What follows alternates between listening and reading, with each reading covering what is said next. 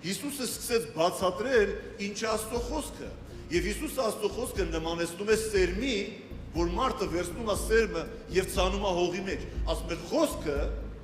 սերմը ասում էր Աստծո խոսքն է։ Իսկ հողը դա մարդու սիրտն է եւ ինքը բացատրում էր արդեն, թե 5 տակարանում ինչ է նշանակում, որ խոսքը դիր քո սրտի մեջ։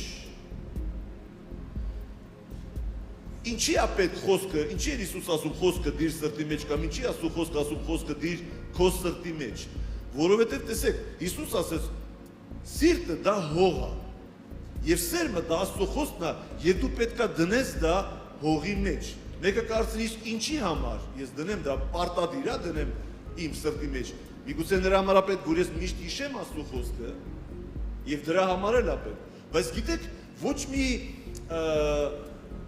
ուղղակի բան չկա Աստծո խոսքի մեջ, ամեն բան կապված է իրար հետ, եւ եթե Աստված ասում է այդ խոսքը դիր քո սրտի մեջ, նա այդպես ստեղծել է երկիրը։ Եվ իր խոսքն է, իր խոսքով է ստեղծել Աստված այս երկիրը։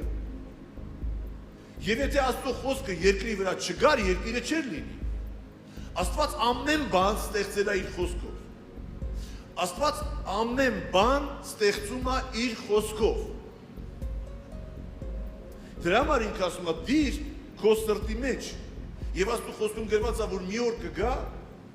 որ Աստծո խոսքը կվերցվի այս երկրից, եւ այդ օրը կլինի դատաստանի օրը։ Գիտեք ինչի է լինում դատաստանը երկրների վրա, որովհետեւ Աստված նայում է իր խոսքը այդ երկրի մեջ չկա։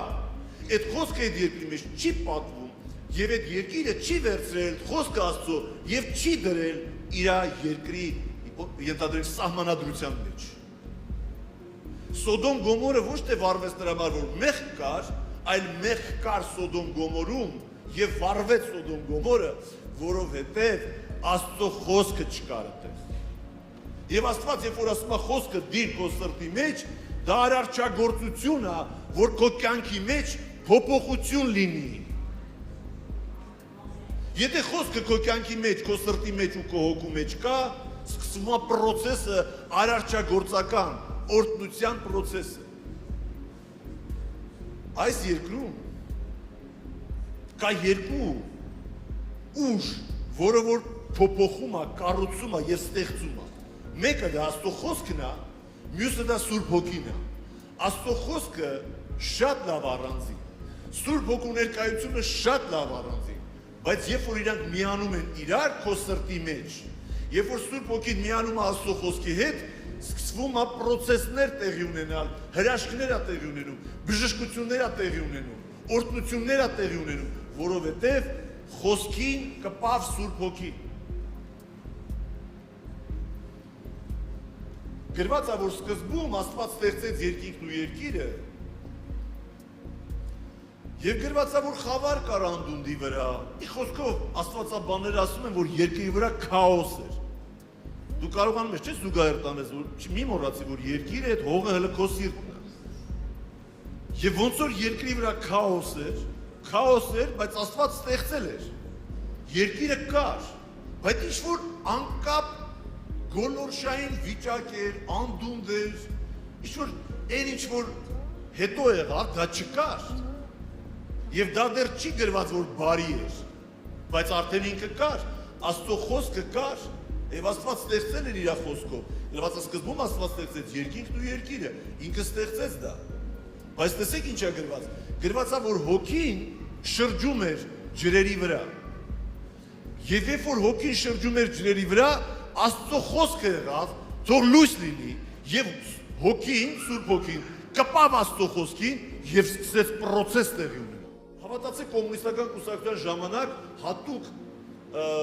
ոլորտներ կային ազգային անվտանգությունում, որոնք որ աշխատում էին հենց հավատացյալների դեմ եւ իրենց գործերից մեկը նա էր, որպեսզի իրենք լավ իմանան Աստծո խոսքը, որպեսզի կարողանան իրենց մտածելակերպով համոզեն հավատացյալներին, որ դուք սխալ ճանապարհի վրա եք եւ դրա համար իրենց պետք էր Աստծո խոսքը լավ իմանալ եւ կային մարդիկ, ովքեր անգիր գիտեին Աստծո խոսքը, ավելի լավ, քան թե ժամանակվա ենթադրենք մալականները, որոնք որ գիտեին Աստծո խոսքը կամ բապտիստները, մկրտական եկեղեցի։ Բայց գիտեք, Իրանք գիտեին խոսքը, միգուցե իրանց մտքի մեջ էդի կար, բայց իրանց սրտի մեջ չկար, որտեղ սրտի մեջ լինում է, սրտի մեջ սկսում է աշխատել, երբ որ Սուրբ Հոգին է գալիս։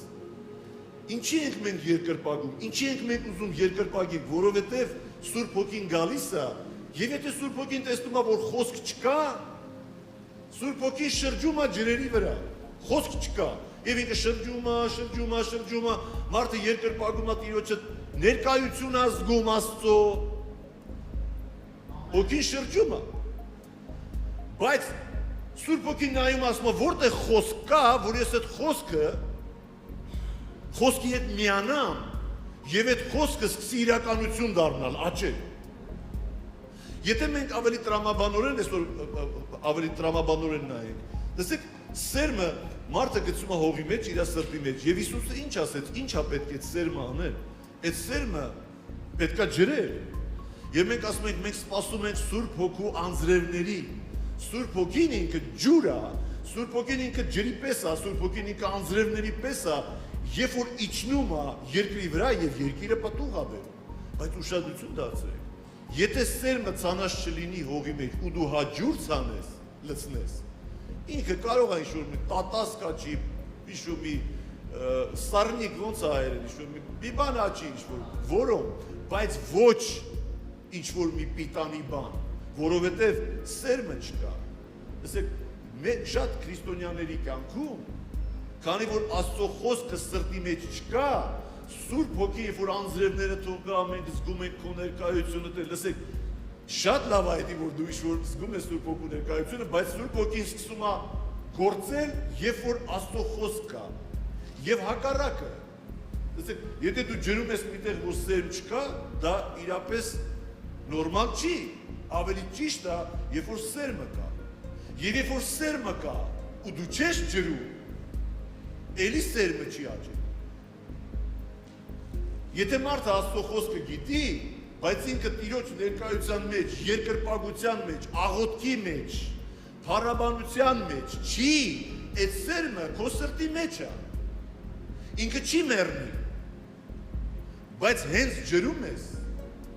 ինքը սկսում է աճել։